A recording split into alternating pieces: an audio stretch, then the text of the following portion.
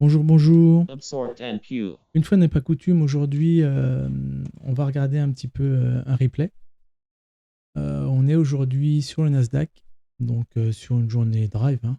On a ouvert ici et on a fait que monter la journée, donc jusqu'à 17 655. Et en fait, ce qui est intéressant, c'est ce qui s'est passé en début de journée, juste à l'Open US.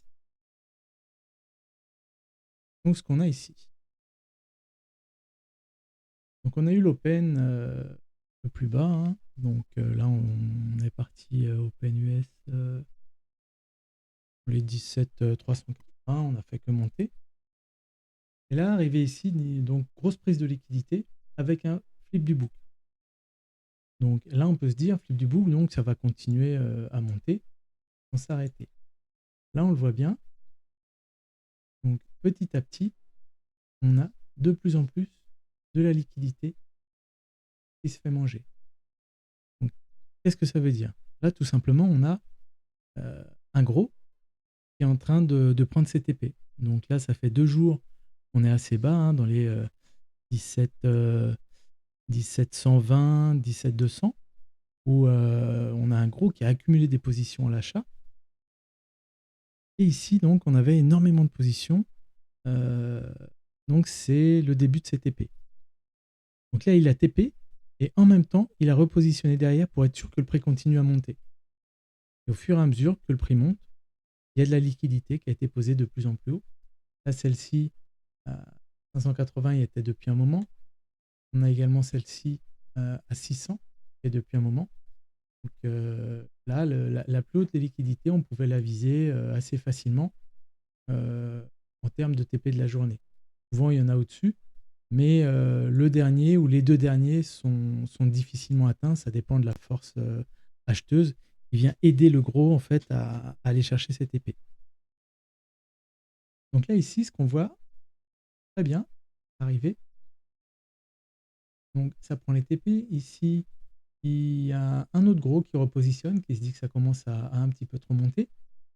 Ça continue à monter, on voit, hein, des gros achats qui sont exécutés. Et là, on commence un petit sell sweep. Donc là, il a voulu faire redescendre le prix. Donc là, un gros qui veut faire descendre le prix, on ne sait pas pourquoi. On continue, on refait encore un plus haut. Et on arrive sur notre fameuse zone des 17 600 où on avait quand même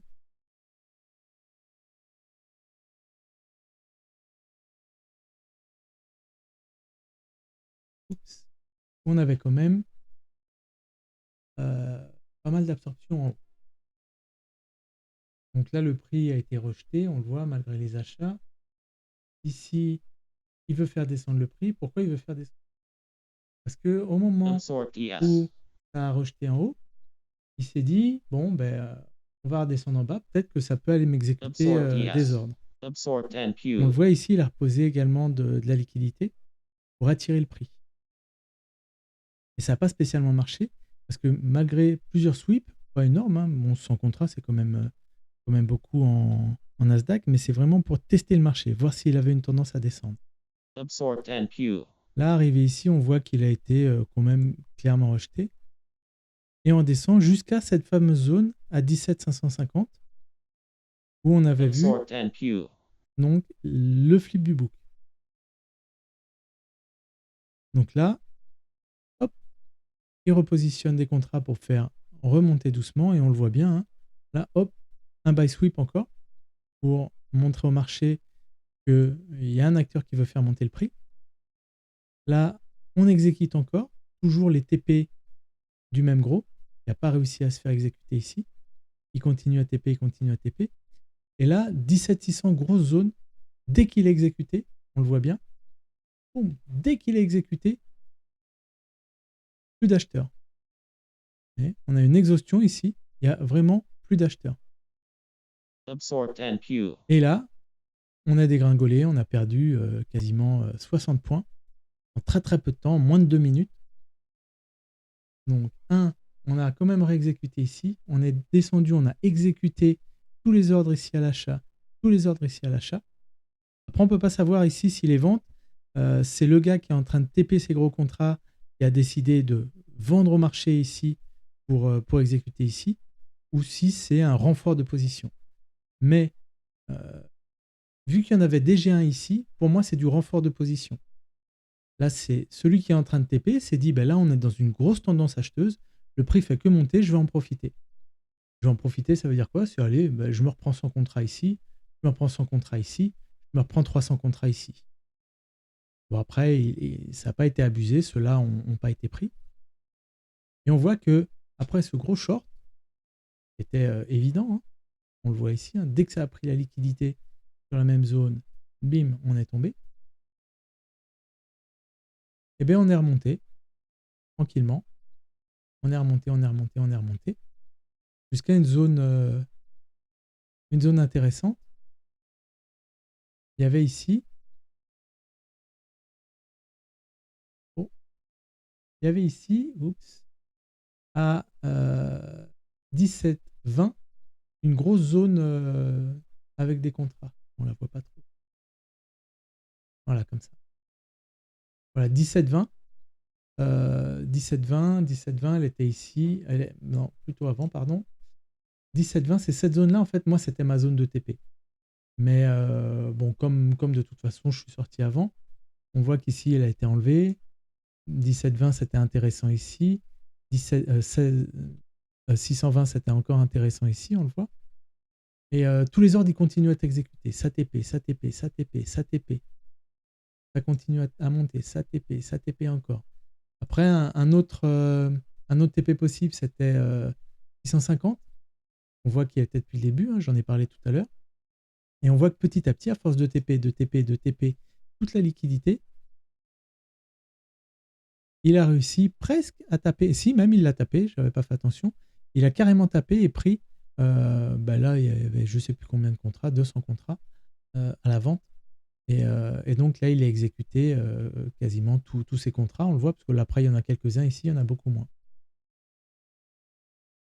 Et une fois que ça a été exécuté, qu'il a pris tous ses TP, on le voit bien, hein, le carnet il devient beaucoup plus vide. Beaucoup plus vide. Un peu de layering. Là, ça, le layering, c'est les bots hein, qui veulent se positionner ici à l'avant. On voit dès que le prix est remonté, il y a les bots qui ont aussi voulu repositionner. Ils n'ont pas été exécutés.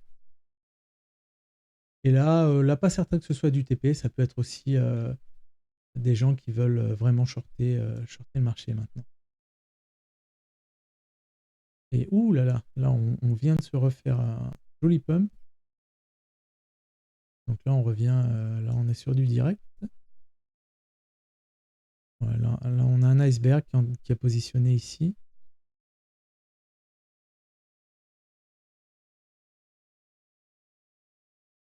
Donc là, c'est les acheteurs qu'on avait ici dans la zone de tout à l'heure qui ont défendu, qui ont fait remonter.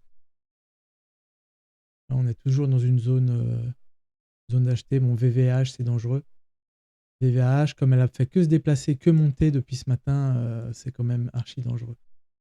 Et là, quelle heure il est? Ah, mais non, mais il est 10h. Il est 10h, donc là, c'était la clôture du marché. Et les mouvements erratiques qu'il y a ici, c'est les bots, tout simplement. Donc là, tout ce qu'on voit ici, c'est pas spécialement intéressant. Mais on voit bien, il n'y a pas de volume, ça sert à rien du tout.